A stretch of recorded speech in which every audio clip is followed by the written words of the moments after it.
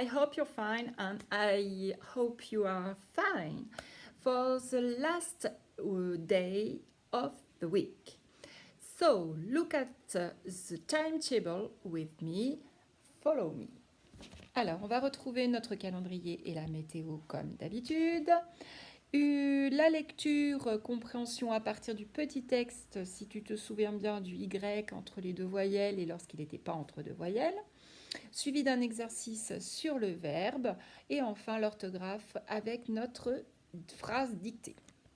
Alors comme tu le vois, hein, c'est un programme peut-être un peu plus léger que pour cette première partie en tout cas que le restant de la semaine, mais il faut dire que cette semaine on a beaucoup travaillé.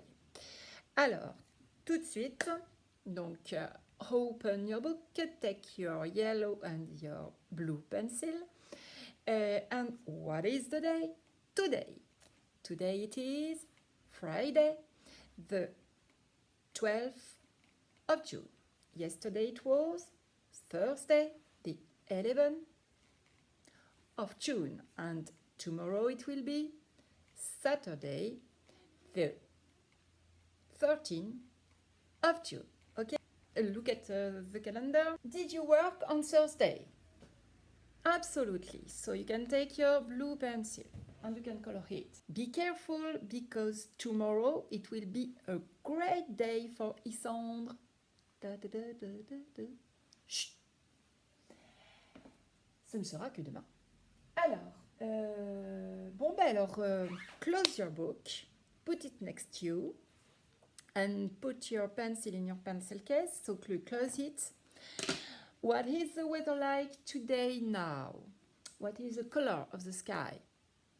Gray, absolutely, it's gray. Gray because it's a cloudy day. Very good. Cloudy, nuage, very cloudy day with little sun. Ok, allez, on va directement sur notre lecture compréhension et pour cela, on reprend le petit texte donc du fameux Y, de la lettre Y qui fait plusieurs sons. Alors, ce petit texte, donc nous serions en classe, nous le lirions ensemble. Là, évidemment, ce n'est que moi. Désolée. Sylvain avait mis son pyjama, ben oui, il n'est pas entre deux voyelles, et s'était glissé dans ses draps à rayures lorsque son papy entra pour lui lire une histoire. Il était une fois un royaume incroyable où les habitants vivaient joyeusement et où tout était verdoyant. Quel voyage magique que de découvrir le palais royal gardé par des écuyers en armure. 2 tours cylindriques encadraient le portail de l'entrée.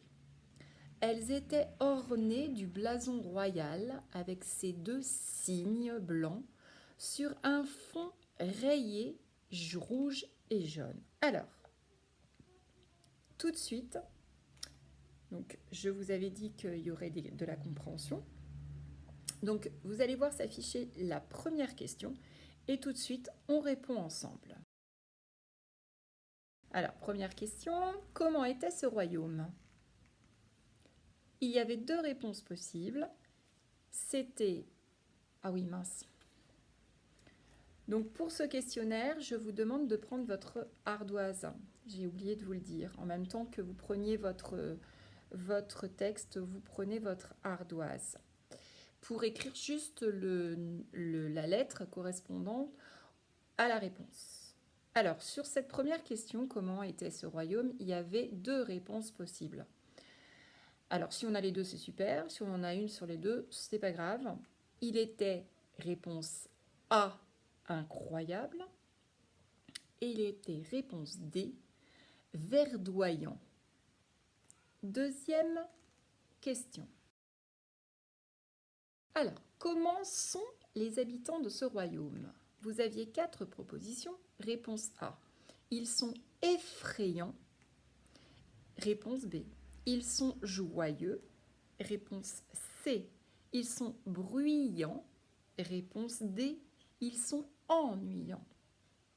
La réponse était la B. Troisième question. La troisième question était « Qui est en train de voyager ?» Alors, quelle était la réponse à cette question? Eh bien, c'était la D. C'était personne, en effet. En fait, Sylvain, lui, il est dans sa chambre. Son grand-père lui raconte une histoire. Et tous les habitants dont on parle sont dans l'histoire. Donc, personne ne voyage. Voilà, c'est la quatrième question maintenant. Alors, le texte raconte un événement qui a lieu. Réponse A, le matin. B, pendant le déjeuner. C, à l'école. D, le soir. Réponse D, c'était bien le soir. Et dernière petite question. Dans le texte, on lit « Elles étaient ornées du blason royal ». Mais qui est-ce, elles? De qui on parle? Réponse A, de Sylvain. Réponse B, des tours cylindriques. Réponse C, des cygnes. Ou encore réponse D, les écuyers. Il s'agissait bien de la réponse B, les tours cylindriques. Bon, bah ça, c'est pas mal du tout. N'hésitez pas à nous faire des retours si cet exercice était compliqué. Petit rappel par rapport au vocabulaire. Alors, j'aimerais beaucoup que vous ressortiez votre bateau de pirate. Nous avions vu 4 mots de vocabulaire par rapport à ce bateau. Alors, qu'est-ce qu'un pavillon, les enfants? Tom au bijou, c'est quoi un pavillon? Alors effectivement, le pavillon est une espèce de drapeau qui flotte en haut d'un bateau, et je dis bien un bateau, puisqu'il y en avait sur les bateaux de pirates, ça c'est sûr, mais il y en a encore aujourd'hui sur tous les bateaux qui naviguent sur les océans. Voilà, pour dire à quel pays ils appartiennent. Alors ensuite, qu'est-ce que les voiles? Eh bien, les voiles, ce sont ces grands morceaux de tissu qui étaient fixés sur les mâts, très bien. Et ces grands morceaux de tissu servaient donc à ce que le vent s'engouffre à l'intérieur et poussait, projetait le bateau vers l'avant. C'est grâce à elle, en fin de compte, que le bateau avançait. Après, nous avions le mât de Beaupré. Qu'est-ce que c'est le mât de Beaupré? Alors, c'est déjà bien de nous dire qu'il se situe à l'avant du bateau, effectivement, Elio. Mais alors, à quoi il ressemble? C'est bien, Jade. À une espèce de corne. Hein. Je pense que Jade, elle sait parce qu'elle admire beaucoup les licornes. Donc, c'est une espèce de corne qui était plantée un peu en oblique à l'avant du bateau. D'ailleurs, on ne parle pas de l'avant du bateau. Hein. En fait, en réalité, on dit la proue. D'accord? La proue du bateau. Et ce mât de Beaupré était un mât, ce qu'on dit un mât majeur, c'est-à-dire qu'il est essentiel au bon fonctionnement du navire, puisque grâce à lui, les autres mâts tiennent debout et ils participent à l'équilibre du navire. Voilà. Et puis enfin, nous avions rempli cette petite fenêtre qui correspondait donc, oui, c'est tout à fait ça, Ombline, au pont du bateau. Le pont du bateau qui correspond au parquet sur lequel passaient tous les marins, marchaient tous les marins. Voilà, bon, on avait vu pas mal de choses, donc pavillon, voile, mât de Beaupré et pont.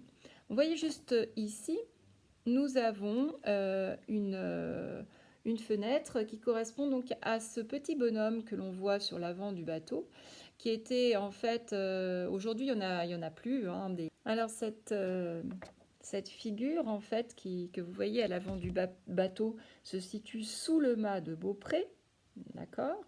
Et cette figure était souvent sculptée dans du bois, un homme ou une femme ou un animal, ou encore une figure mythologique telle que les sirènes. Et cette figure rappelait souvent le nom du bateau lui-même. Alors en fait, je vous ai un peu donné la réponse à sa dénomination, puisqu'effectivement, je vous ai prononcé le mot figure et que je vous ai dit que l'avant du bateau, on appelait ça comment? La proue. Du coup, cette figure ici s'appelle la figure de proue. Voilà, donc vous cherchez dans vos étiquettes hein, et vous collez l'étiquette ici. Ensuite, juste à côté, nous avons cette espèce de croissant de lune qui est donc toujours sur la proue du bateau. Et qu'est-ce que c'est? Alors effectivement, beaucoup le savaient déjà, hein, Jean, il s'agit de l'ancre, une ancre de bateau. Cette ancre, elle sert à quoi? Eh bien, à se fixer dans les fonds marins, des très grandes ancres sont en fer et permettent d'accrocher les fonds marins pour que le bateau soit immobilisé en pleine mer. Voilà, donc on cherche le mot ancre, sachant que c'est le an de fantôme. Juste à côté de l'ancre, eh bien vous voyez, il y a des trappes. Vous voyez les espèces de trappes d'où sortent les canons? Alors non, ce ne sont pas les canons justement que l'on voulait vous faire remarquer. Au niveau des trappes à canon, on appelle ça les sabords. Les sabords, ce sont les espèces de bouches qui s'ouvraient et par lesquelles on pouvait passer la tête du canon en cas d'attaque. Ainsi, nous avons vu donc la figure de proue qui se trouve sous le mât de Beaupré, l'ancre, les sabords. Donc on va maintenant regarder notre quatrième mot de cette première partie de la journée dans notre collection de mots de pirates. Donc je vous ai dit que ça c'était la figure de proue. Et bien ici on vous désigne l'arrière du bateau. L'arrière du bateau s'appelle la poupe. Donc la proue, la poupe. À vous de trouver ce mot et de le coller. Et on récapitule. Alors ici on a le pavillon, excellent Rodrigo. Ici, qu'est-ce qu'on montre? Les voiles, Gabriel. Ici, l'espèce de corne qui part en avant, Jade. Le mât de Beaupré. Ici, il y a une grande flèche qui part sur le centre du bateau. Elle montre le pont. Très bien, Tom Leprel. En dessous, nous avons la figure de proue. Bravo, Isandre. Ici, le crochet, le gros crochet. Oui, il s'agit de l'ancre. Bravo, Noah. Attention, plus difficile maintenant. Les bouches par lesquelles sortent les canons. Il s'agit des sabords. Impeccable, Inès. Et l'arrière du bateau, on appelle ça la proue. Bravo, Léoïs. Et on peut ranger ça. Notre collection de mots pour aujourd'hui est terminée. On va donc s'intéresser maintenant à reprendre la notion de verbe. Donc le verbe, on en a vu, on en a revu, on a vu qu'il y avait deux grandes familles de verbes. La famille des verbes d'action, où là ils étaient très nombreux. Et oui, Raphaël, la famille des verbes d'état. Et là j'ai dit qu'il y en avait que deux. Vous vous souvenez lesquels? Super, Lewis, effectivement, il s'agissait du verbe être et du verbe avoir. Ok. Alors maintenant, ce que je vais vous demander, c'est tout simplement de réaliser un petit exercice que vous allez récupérer dans le fichier de papa et maman. Ce petit exercice est à coller dans votre cahier bleu, après bien sûr avoir écrit la date à 3 carreaux. Et je rigole parce que c'est un clin d'œil à Isandre. Enfin, nous terminons déjà cette première partie par notre dictée. Donc, je vous encourage à prendre votre ardoise de nouveau et très vite à réécrire la dictée que nous travaillons depuis le début de la semaine, à savoir la grenouille, Vanille, c'est son prénom, attention, si je le dis, c'est qu'il y a une importance, Baille, sur son nénuphar. Point. Elle est tranquille. Point final. Je vous laisse faire. Vous avez le droit de me mettre en pause et on corrige ensemble. La première lettre à ne pas oublier, c'est une majuscule, évidemment. Boum. Alors là,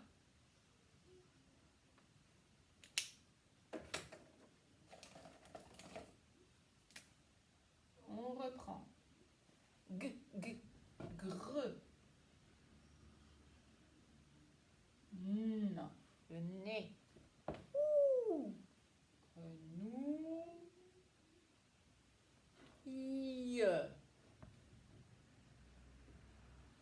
la grenouille. Vanille. Alors, si c'est un nom propre, qu'est-ce qu'on y met? Le V majuscule, c'est parfait. La grenouille vanille. Ok. Qu'est-ce qu'elle fait? Boy. Pourquoi j'appuie tellement sur le A? Oui, c'est super ça. Maya, c'est parce qu'il y a un accent circonflexe. Ba, y. Sans difficulté ensuite sur son, né, nu. Et là, c'est tout à fait ça Maxime. Santos, il faut le P et le H. Très bien. Un point. Et si on dit un point, qu'est-ce qu'il y a après? Une majuscule. C'est parfait ça Maxime. Henri cette fois-ci, c'est bien. Alors la majuscule, hop, et les deux L. L est verbe. Ouais, c'est ça, Isandre. Verbe d'état. Elle est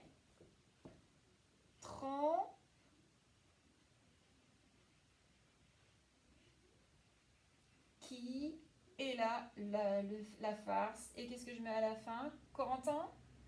Oui, le E, le point final. Ok, ça, alors j'ai vu de très bonnes choses hein, quand je suis passée dans la classe, dans la préparation des dictées, ce qui est beaucoup plus difficile lorsqu'évidemment on est en distanciel et que je ne vois pas en direct. Mais en tout cas, ça, je sais que la plupart des enfants sont capables de le faire. Ok? Si toutefois vous voyez que ça rame beaucoup, eh bien je tolère. Mais attention, pas n'importe qui non plus, mais je tolère que la dictée soit faite uniquement sur la première phrase, d'accord? Parce qu'elle est déjà assez compliquée. Allez, c'est parti. Maintenant, on passe aux maths. Alors, comme d'habitude en mathématiques, un programme très structuré. Pour ceux qui sont un peu anxieux, c'est parfait. Avec du calcul mental, de la géométrie et pour finir, notre séance sur les problèmes. Alors, si tu te souviens bien, pour aujourd'hui, je t'ai demandé de revoir la table de 3, 4 et 5. Tu te souviens? Alors, on va prendre les ardoises.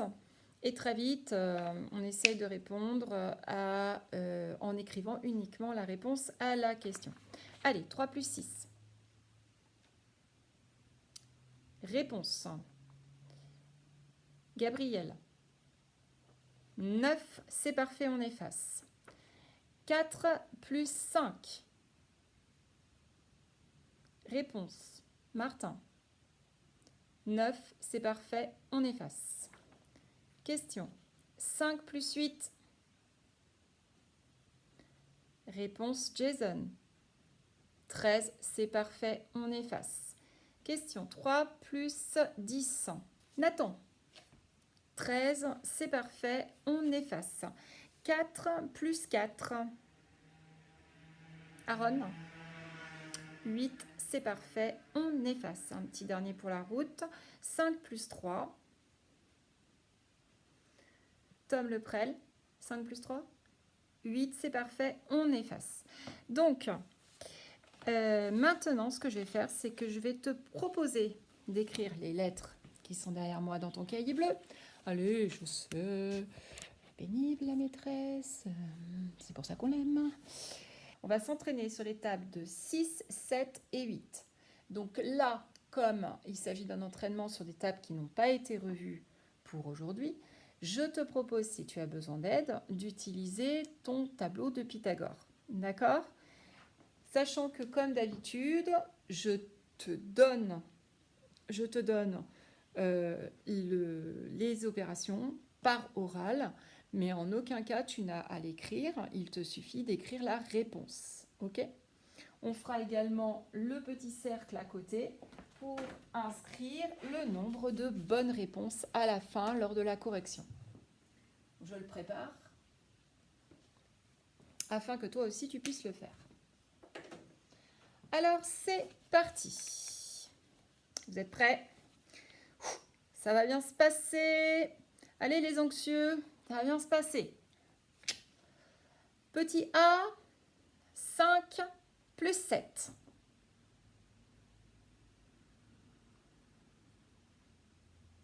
Petit B, 8 plus 8.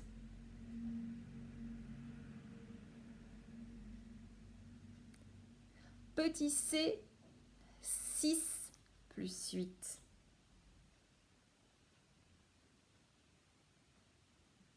Petit D, 9 plus 6.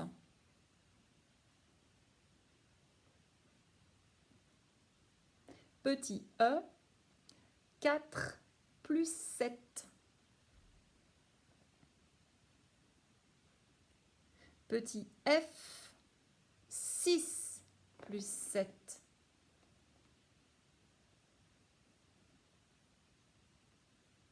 Petit G, 4 plus 8.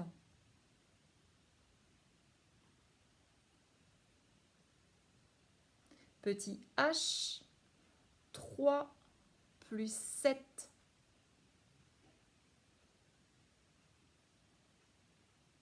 Petit I, 10 plus 7.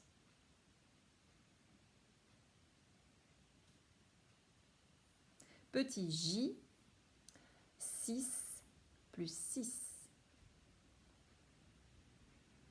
Allez, donc ça fonctionne comme d'habitude. On range son crayon à papier et on me prend son crayon, son stylo vert. Alors bien entendu, je fais appel à votre honnêteté. Hein, on ne corrige pas. Même si on s'est trompé, bah, au contraire, on s'est trompé. Et ben c'est pas grave, on sait que la prochaine fois, on peut mieux faire. Alors,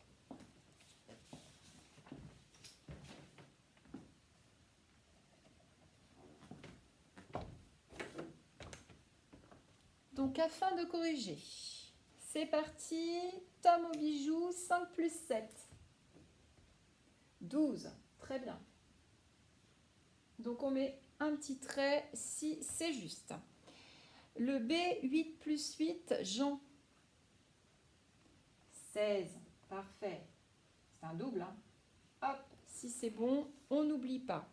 Le C, c'était 6 plus 8, Elio. 6 plus 8, Elio. 14, c'est parfait. Alors, on arrive au D. 9 plus 6, Martin. 15, c'est parfait. Ok, le E. 4 plus 7, Ombline. 11, bravo. Ok, on passe au F. 6 plus 7 et c'est pour Maya. 6 plus 7, oui, 13. C'était facile d'avoir la réponse parce que 7 et 7, ça fait 14, moins 1, 13. Ok, le G, 4 plus 8, Gabriel. 12, impeccable. Le H, c'était 3 plus 7, Raphaël. 10, c'est les compléments à 10. Bravo. Je ne sais pas si on voit bien là. 3 plus 7, 10. Le I, c'était 10 plus 7, comme 10 plus 7, 17. Et le dernier, allez, le dernier, 6 plus 6, Maxime Henry. 12, impeccable. Donc, on compte le nombre de bonnes réponses que l'on a et on écrit ce nombre dans le cercle qui est ici. Et j'espère qu'il est un peu meilleur que celui de la dernière fois. En tout cas, ce sera des tables qu'il faudra revoir pour lundi pour pouvoir faire un autre petit exercice de ce type. Allez, on va partir donc maintenant sur de la géométrie parce que nous avions fait un énorme travail hier et je voudrais qu'on le poursuive. Alors, si tu te souviens bien, nous avons démarré mardi pour parler des solides et nous avions déjà énuméré un certain nombre de solides. Alors, on reprend ensemble. Si je te présente celui-ci. Donc, de quoi s'agit-il, Corentin? Il s'agit du cube. Très bien, c'est un solide, le cube. Après, si je te présente ceci, de quoi s'agit-il, Nathan?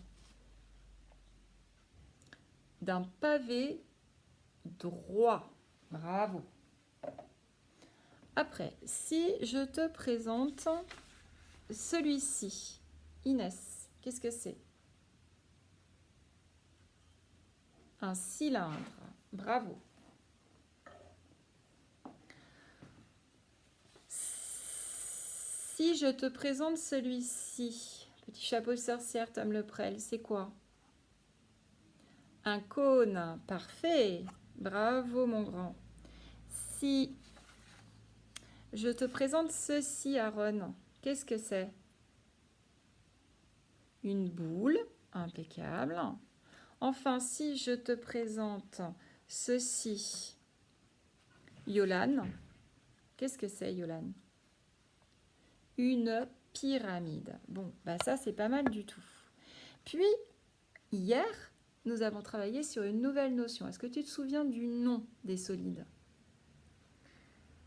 C'est pas facile, hein, Yolane. C'est les polyèdres. Très bien. Alors, on avait vu qu'il y avait des solides qui étaient des polyèdres et des solides qui n'étaient pas des polyèdres. Alors, pour qu'un solide soit un polyèdre, qu'est-ce qu'il faut? Jason, qu'est-ce qu'il faut? Il faut effectivement que toutes ces faces soient planes. Bravo, impeccable. Alors, du coup, on avait combien de solides qui étaient des polyèdres? Jason, toujours. On n'en avait que 3. Bravo. Il s'agissait de la pyramide. Très bien. Du pavé droit et du cube. Voilà. Pyramide, pavé droit et cube. Effectivement. Alors, si tu te souviens bien, on avait compté aussi le nombre de faces et le nombre de sommets, les pointes, qu'il y avait sur le cube. Alors, nous allons reprendre donc le cube.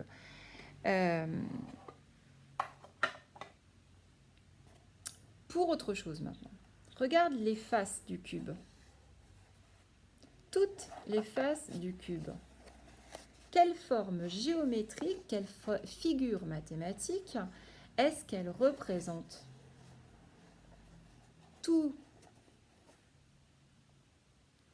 Toutes les faces du cube sont des Winoa, des carrés. Bravo. Alors après, si on prend le pavé droit, comme celui d'une boîte à chaussures par exemple, toutes ces faces sont plates, ce sont bien des polyèdres, c'est bien un polyèdre. Mais toutes ces faces, qu'est-ce qu'elles ont comme forme? Regarde bien.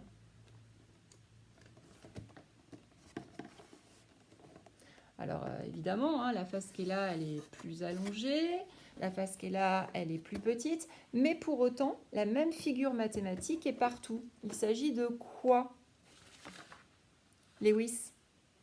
Il s'agit d'un rectangle. Toutes les faces d'un pavé droit sont des rectangles. Bravo, Lewis. Donc, ok, toutes les faces du cube sont des carrés, toutes les faces du pavé droit sont des rectangles. Impeccable. Et maintenant, si on prend la pyramide. Alors, Rodrigo, si on prend la pyramide, c'est un petit peu plus compliqué. Parce qu'on a 4 faces, 1, 2, 3 et 4, qui ont quoi comme forme de figure mathématique? Des triangles, très bien. Et si maintenant on regarde la surface plane, la base de la pyramide, quelle forme a-t-elle? Carré, ok. Alors ça, c'est super méga important. Il faut s'en souvenir toujours, toujours, toujours. Après, on va faire un petit quiz. Toutes les faces du pavé droit, toutes les faces du pavé droit sont des, souvenez-vous, des rectangles. Parfait.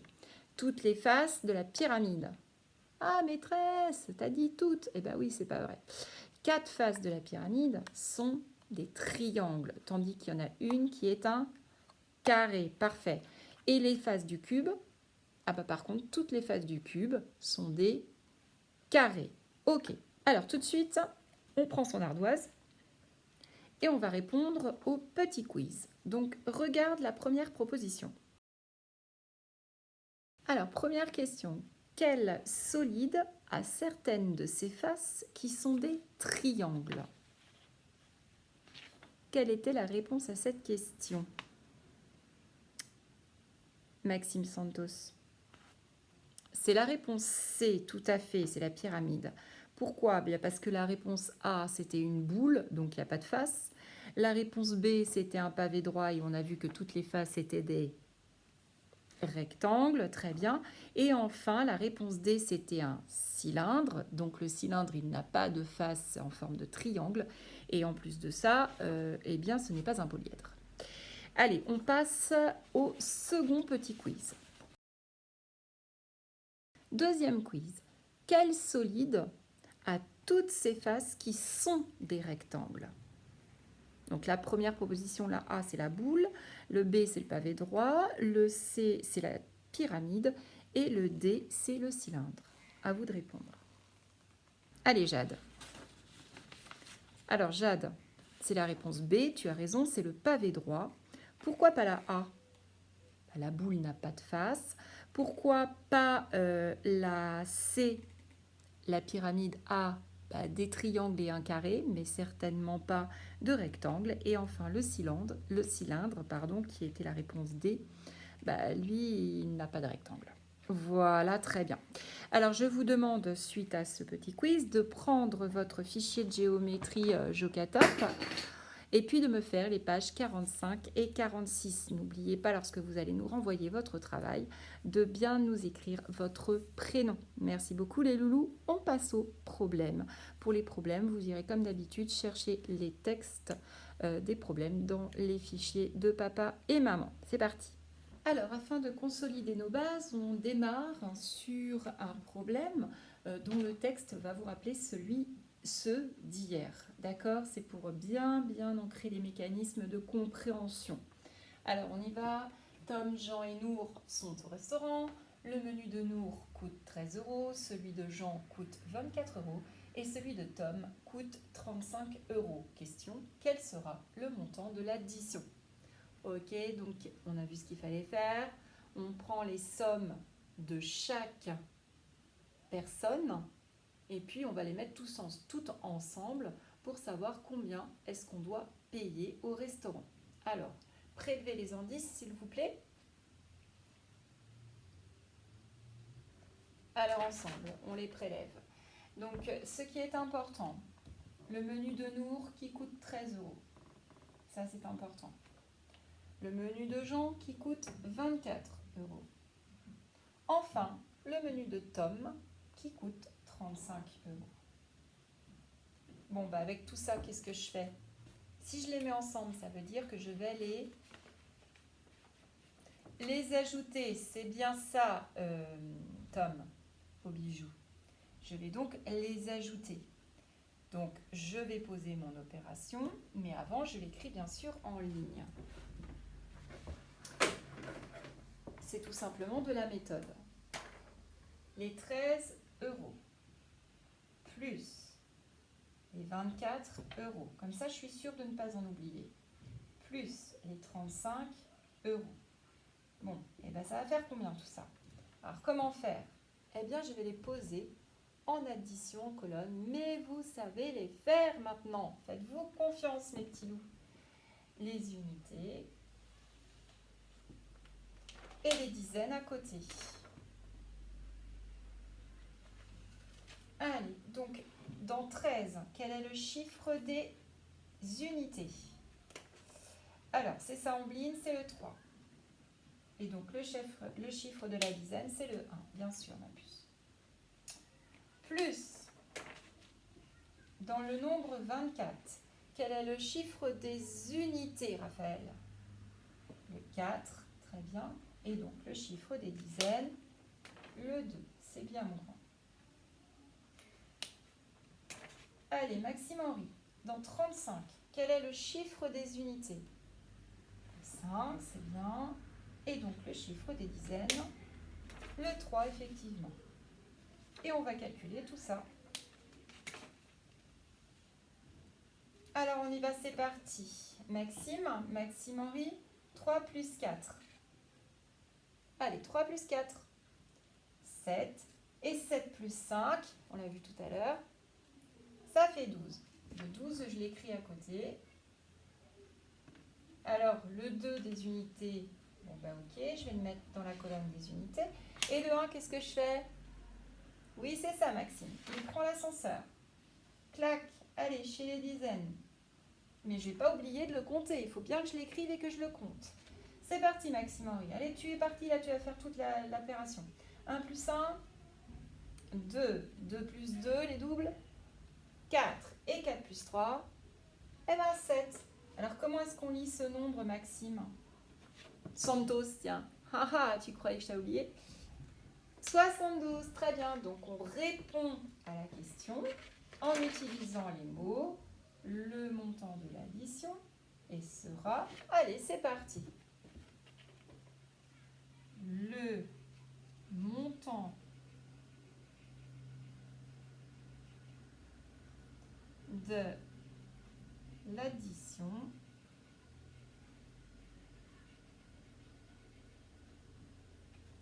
fera 72 euros. Et je mets bien l'unité, souvenez-vous, je réponds jusqu'au bout au problème qu'on me pose. Je ne fais pas les choses qu'à moitié. Très bien, on passe au second. Alors, dans ce deuxième et dernier problème de la semaine et de notre journée, eh bien, nous avons pas mal d'informations, regardez. Mais est-ce qu'elles vont toutes être utiles? Ombline, Côme et Martin sont au restaurant. Décidément, on va beaucoup au restaurant dans cette classe. Le menu d'Ombline coûte 12 euros. Celui de Côme coûte 25 euros. Le menu de Martin coûte 16 euros de plus que celui d'Ombline. Question, combien coûte le menu de Martin? Alors, quelles sont les informations dont on dispose? C'est la première question à se poser. On sait que le menu d'Ombline, attention, prends bien son fluo. D'accord? Prenez bien les repères là, parce qu'après je vous laisse avec un problème à faire pour lundi qui ressemble étrangement à celui-ci. Alors, le menu d'Ombline, on sait qu'il coûte 12 euros. Ça, c'est la première info. Donc, je vais l'écrire. Ombline, 12 euros. Celui de Côme coûte 25 euros. Donc, je sais que Côme, il va me coûter 25 euros. Le menu de Martin coûte 16 euros de plus que celui d'Ombline. Donc, est-ce que je vais avoir besoin de l'information du prix du menu de Côme? Est-ce que ça va être utile? Ah ben non, en fait, parce que Côme, il ne va pas me servir du tout pour calculer le prix du menu de Martin. La seule chose que j'ai comme relation entre le menu de Martin et le prix, c'est Ombline. Donc, Ombline, je vais en avoir besoin. Mais comme finalement, bah, j'en ai pas besoin là. Alors, donc comme, excuse-moi comme, hein, mais là, j'ai pas besoin de toi. Donc, je t'efface.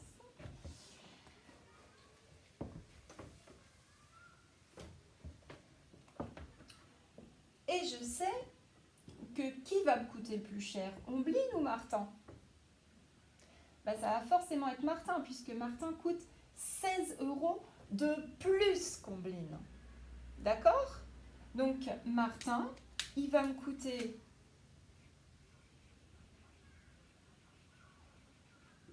les 12 € d'Ombline, plus encore 16 €. Ok? Et ça, je peux faire la bras calcul. Ça sera plus facile. Je sais que, tac, tac, tac, tac, les chefs de fête, les dizaines entre elles, les unités entre elles. Alors, dans les dizaines, il y a une dizaine plus une dizaine, ça nous fait donc 2 dizaines. Mais 2 dizaines, c'est 20, hein, vous n'oubliez pas. Unité, 2 plus 6, ben, ça fait 8. Donc, 20 plus 8, et bien oui, comme son nom l'indique, ça fait 28. Donc le prix, le menu de Martin me coûtera donc 28 €. Et ça, je l'écris en phrase réponse. Le menu de Martin coûte 28 €. Et donc, vous voyez bien, et j'ai fait exprès d'utiliser ce schéma de problème, c'est que dans les problèmes, toutes les informations qu'on vous donne ne sont pas forcément utiles pour répondre à la question. Il faut faire du tri, mais c'est évident que pour faire du tri, il faut bien comprendre ce qui vous est demandé et la situation qui est présentée. Voilà, je vais donc vous laisser avec le dernier problème à faire seul. Et je vous fais plein de bisous. Surtout, essayez de vous reposer. Papa, maman, enfant. Encore un joyeux anniversaire en avance à Isandre demain. Et je vous dis à lundi.